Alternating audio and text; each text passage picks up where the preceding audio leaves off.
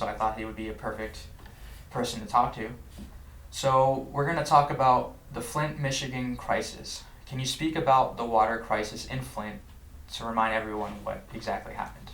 Yes, so the Flint, Michigan water crisis, I believe, started with lead pipes that had busted and had flooded the city's natural waterways with contaminated water.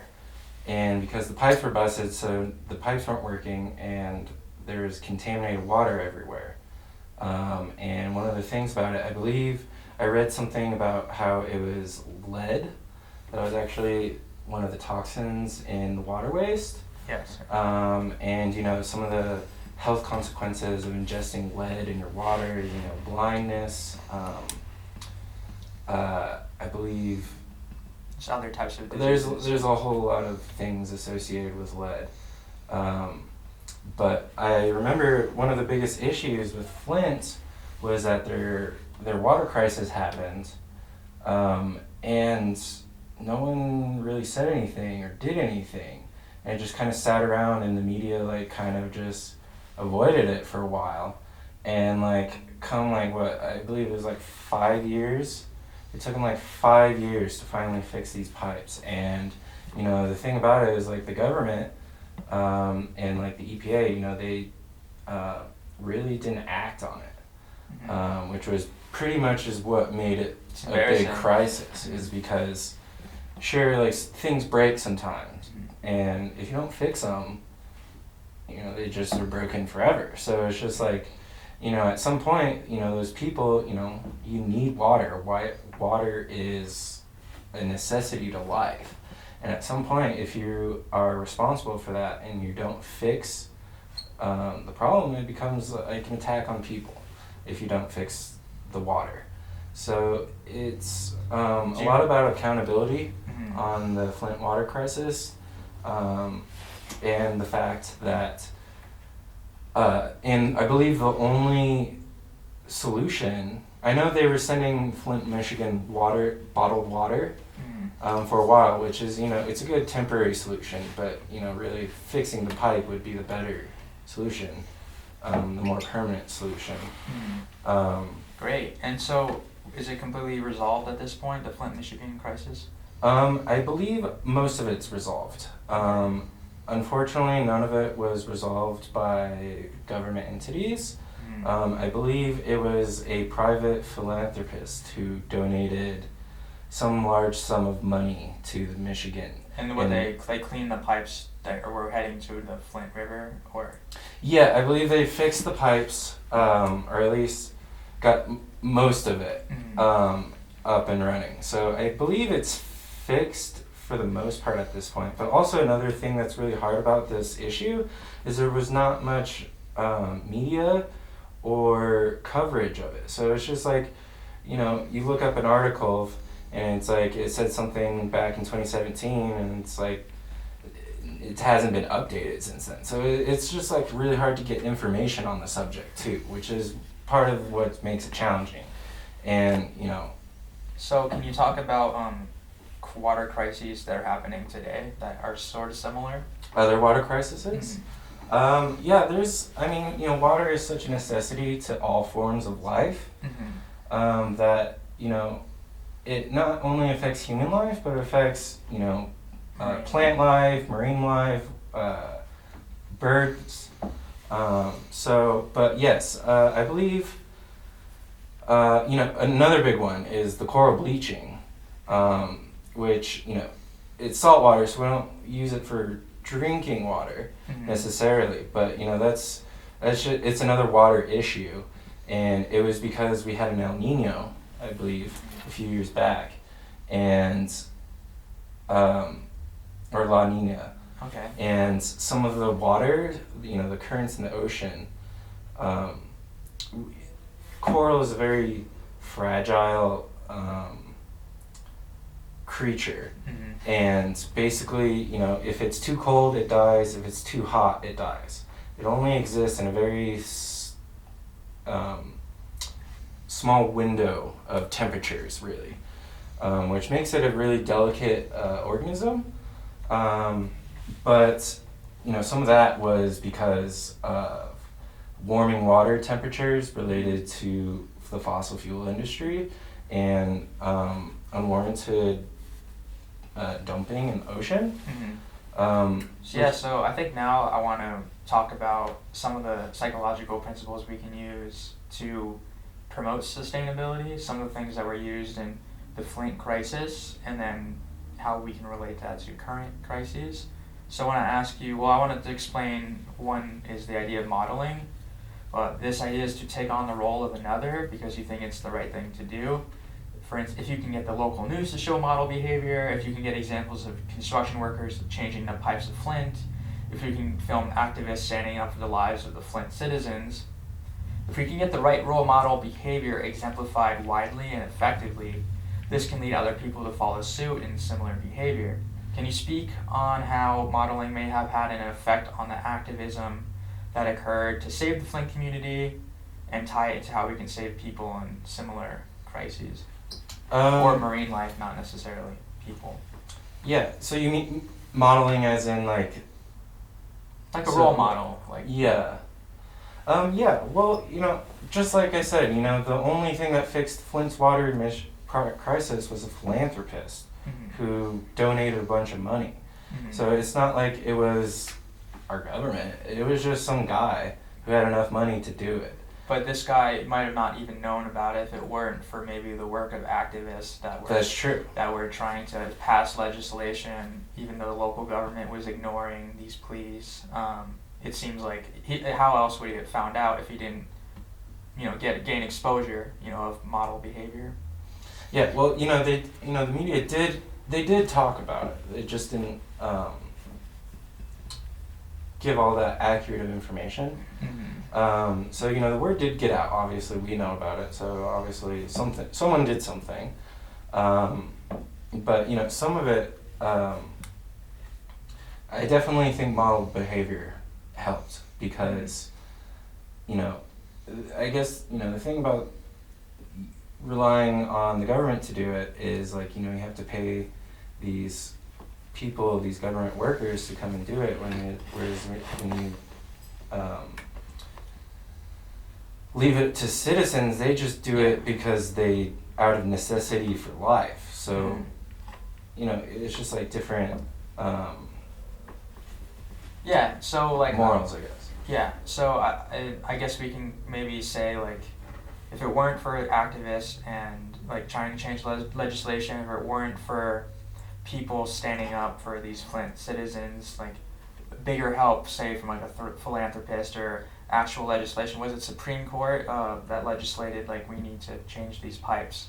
And then once the legislation passed, it's not over. You still have to enforce the rule, enforce the legislation, have some sort of backlash against the local government for not following through if they don't follow through. So I talk a little bit about the government was sued, right? The government was I'm not sure where to start. Okay, so we were talking about legislation in the Supreme Court.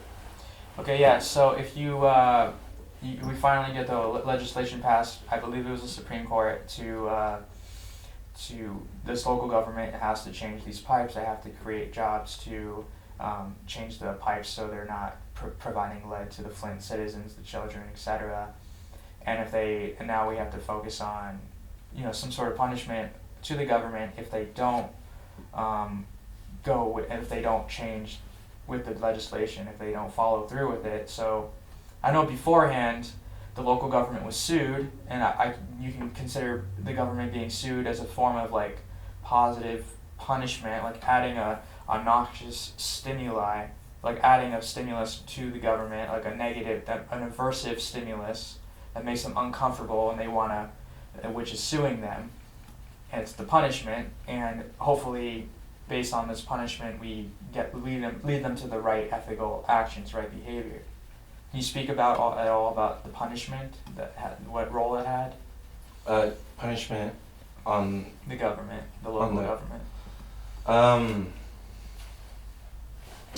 I don't know if there was any punishment. But that's the thing about crises is because if it's amount of time, and if like you don't act in a certain amount of time, it starts to become criminal. Mm-hmm. So it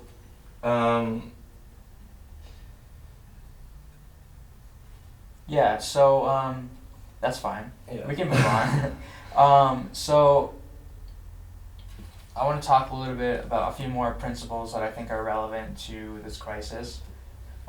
So conformity.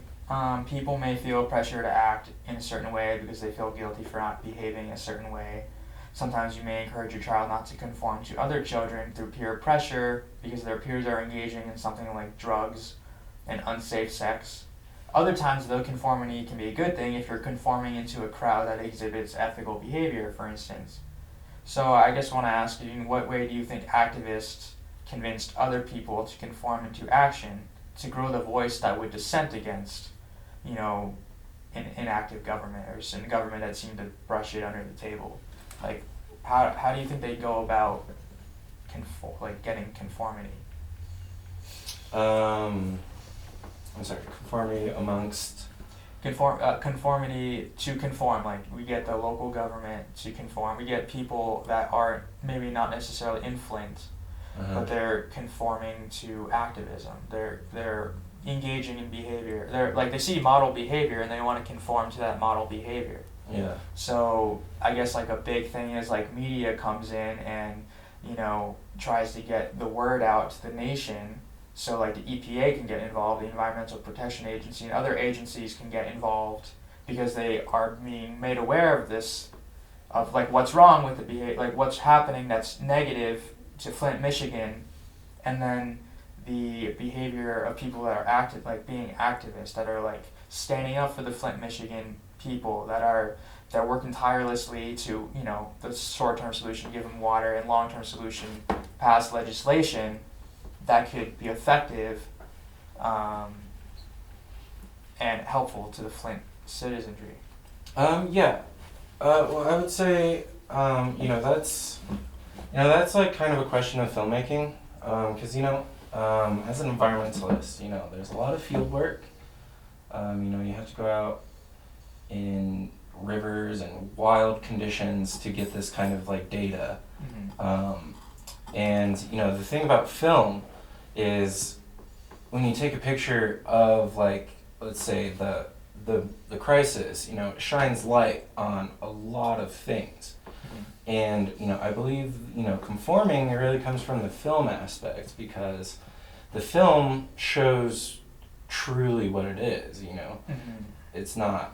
If you take a picture of it, it is. Like getting widespread support and action, getting the media, because it goes to everyone's net TV nationwide. Everyone knows about it, and then they see what people are doing. They're transporting water, like small things like transporting water, mm-hmm. And then people that have like time on their hands can even fly to Flint and like help with the crisis. That's sort of would be conforming to like the activism, and then obviously conforming to activism in general for legislation as well. So I think we've covered that. Let's talk a little bit about strategic self-presentation. Okay. So we care about how others perceive us. Mm-hmm. So we engage in our impression, like we try to control our impressions of others of us. Because we want to be viewed nicely. We want people to think good things about us, and we want to network. We want to build our careers, and it's all based on people aren't going to hire you if they don't have a good impression of you. So we work as humans. We try hard to get other people to approve of us. Even if you feel like you don't care about what other people think, you might very likely still have a code of ethics that you live by related to other people. But yeah. The local government must have been embarrassed from all the harm they had allowed to happen in their city, and one of the worst things for them was bad press. So having disapproval of your local administration be publicized nationwide is the kind of thing that might get you on your feet cleaning up the mess you created, because it's embarrassing. Even if you're cleaning up the city's water pipes and doing the right things for the wrong reasons, such as saving your own reputation, I'd still say at least you're getting the right legislation passed. So how much of this cleanup would you say could be based on self-presentation, like the government's strategic, making themselves look good? I'm not trying to talk poorly about government, but when when you make a mistake, it should be blamed, so. you should fix your behavior. You should fix it, right? So I don't know. Can you speak on that at all? Yeah, actually that was some of the stuff I did a little bit as an undergrad. The thing about, working on biological issues is,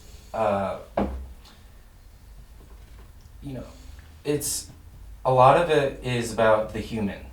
And, a lot of it is about being a humanist, because the thing about the environment is it's up to the humans to take care of it, because we are an intelligent species. We are a higher up on, the food chain.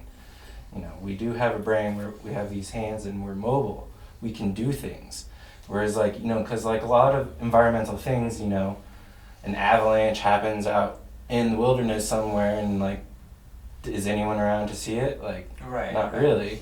So and that's the thing about stuff that happens out in the bush, is there's just no one around to even notice it or do anything about it, and that's when it becomes nature. They're just oh, that's just nature.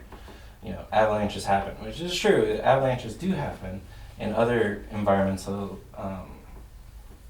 ecological issues happen too. But that's where it's up to the human, is because we're aware, we're self-aware. A lot of people sometimes think, with trash and pollution, you throw something away, you think it just goes away, it's just pretty much out of your sight. It doesn't go away necessarily. So it's going to some dump site, and that's where people think it's oh, it's just natural, it'll just naturally decompose into the soil and then it'll be fine. But it's that's not actually how it's supposed to go. As kind of a design aspect, you're supposed to design your stuff all the way through the entire process. So when you pick up your stuff and you have your trash, there should be a place where it goes. It just doesn't go out into nature. That's literally just a lack of responsibility, or maybe that's not the right word. Well, no, I mean it's responsibility, yeah. And as tying it to strategic self-presentation, it's you want to do what is everyone around you thinks is right for the community, because if you don't do it, you might be frowned upon. You might be judged more harshly, and who knows where that leads. So many of us, even if you don't want to admit it, we'll try to work hard to, because we don't want to end up in penal system. We don't want to end up in situations where people are teaming up against you, or they don't think you're ethical. I think that applies to self-presentation for sure. I think I want to conclude the podcast with the same article I mentioned with Conserve Energy Future. So, the need for change in our daily lives and the movements of our government is growing, because so many different factors come into play: voting, governmental issues, the desire to stick to routine. Many people don't consider that what they will do will affect future generations. If humans continue moving forward in such a harmful way towards the future, then there will be no future to consider. Although it's true that we cannot physically stop our ozone layer from thinning, and scientists are still having trouble figuring out what is causing it exactly, there are still so many things we can do to try and put a dent in what we already know. By raising awareness in your local community and within your families about these issues, you can help contribute to a more environmentally conscious and friendly place for you to live. Thank you, Drew, for coming on to the podcast. It's good talking to you. Anytime.